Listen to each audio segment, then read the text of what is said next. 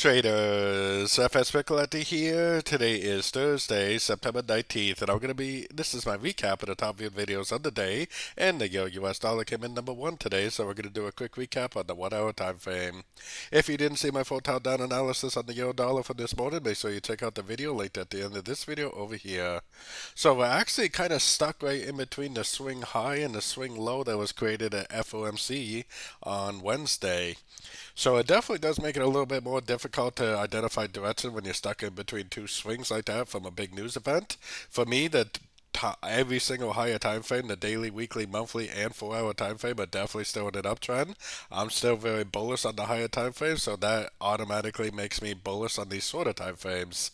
If it breaks structure to the downside, I will definitely be more than happy to start looking for shorts, but until something like that happens, I definitely am still looking for longs at the end of every pullback I see. If it breaks structure to the upside, that's going to help confirm to me that we need to continue to look for longs.